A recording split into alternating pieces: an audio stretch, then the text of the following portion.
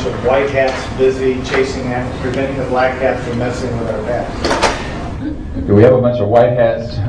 Is time travel possible? Yes.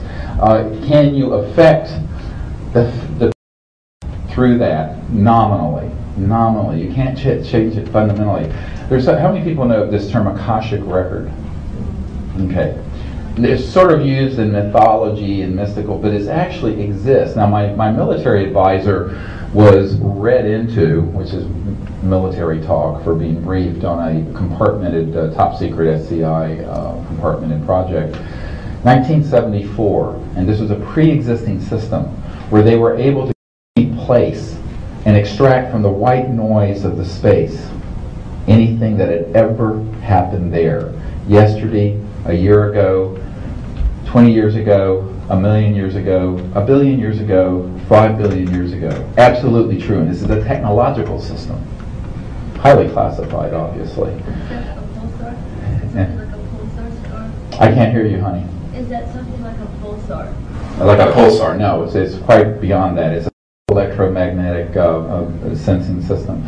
But the point is that you can do this in your consciousness as well. So the Akashic record, or the record of things that have happened, is a pretty fixed thing. Now, in the future, you can go into the future and see, and we do this in our training. I train people to go into non-local consciousness. We'll do this tomorrow in a big meditation together. Who's going to be there tomorrow? Oh, I don't know who's going to be there. But anyway, if you're there, this is what we're going to spend a lot of time doing. Because what we want to be able to do is go into that state of unbounded mind. And then once you get off of the fixity of space and time, because that's the nature of mind, you can see a distant place, which is what remote viewing is, but you can also see a distant time, past or future. Now, your past, in terms of seeing it, and even materializing in that time, you're limited to how much effect of change, because it's a very fixed Akashic record. There can be warnings, perhaps. And I know that, how many of you have heard of the Bentwaters RAF landing of an ET craft in England that happened, Ministry of Defense, when I was meeting with Lord Hill Norton, a 5-star admiral, who was quite upset that he had been lied to about all this. You know, I've been this cosmic handholder. Can you imagine going to the Pentagon and meeting with the head of intelligence for the Joint Chiefs of Staff because he was lied to about what's going on in these classified projects? These are not happy campers. They're not mad at me, but they're mad at the situation. But that RAF Bentwaters Rendlesham Forest event was a black, and by the way, we had this craft visit us recently. It was a pyramid, black, onyx shining, and these beings came out of it, and it was actually us, as we had evolved into as ETs from about 500,000 years in the future at the end of this cycle. And they were trying to warn about the use of these nuclear weapons and going to DEFCON 5, which is launch, which unfortunately we're on the brink of in the Middle East with Iran. We're very close to DEFCON 5. Not to frighten anyone, but I just got a heads-up call from my European intel folks this week, and they said, oh, God, we're like right there. But I don't know if that answers your question fully, but as briefly as I could. Yes, yes, ma'am. Utopia occurs here on planet Earth that you talk about. Can you speak up? I can't hear you. The utopia that you talk about with the technology that we will inherit, how do you relate that to somebody who is like a child of the Amazons? You know, like what's utopia to them versus what's utopia to us in this technological world? Well, a good place to start is seaspower.com, our website, seaspower.com. We have a lot of scientific papers and descriptions of what we're working on. I want to know, how do you relate this information with these technologies to the average person who's like, a child out of the Amazon? And that includes, MIT professors and people like that. I mean, the more they know, the less they know.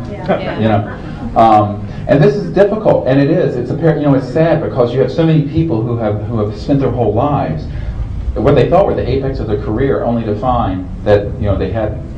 So known too much. So you have to do this compassionately and with a certain.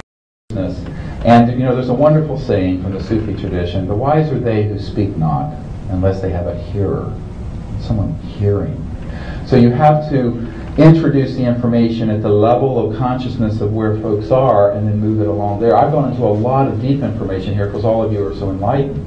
But you really can't go to the chairman of physics at Caltech and go into too much of this without bringing them along. And it takes patience. It really takes patience, but it's very important. So I'm being told we need to wrap this up. I hope I'll see you all tomorrow. Oh, I thought you told me I had to end it. Oh, 5 minutes. Oh, I see. See, the keeper of the time also gets the question, and she's so clever. And you go, girl. Okay, it's your turn. Say again? This HARP program. Yeah, there's over-the-horizon sort of high-tech scalar wave, longitudinal wave system up in Alaska and other places. It has to do with affecting, more than anything, mind control. And you have to get into the whole understanding of what the radionic psychotronic capabilities are. And I met with a man in 1950 who, in 1956, developed the system that was adopted by Alphametric Corporation. It was a front company for the CIA that had already developed in the late 50s a technology so that they could hook their spies up to an electronic system so that they could remotely see and influence other places. And people think, oh, this sounds like science fiction, but it's not.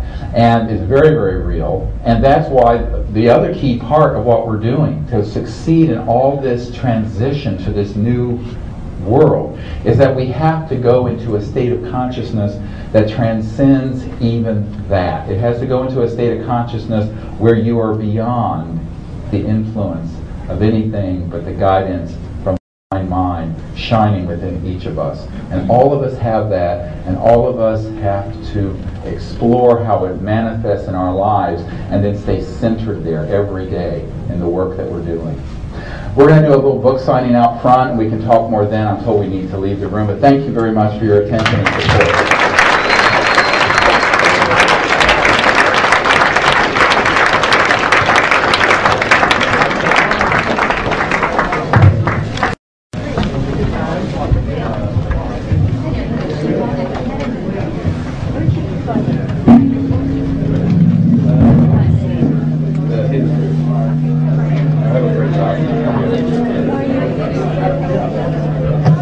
They're here, outside.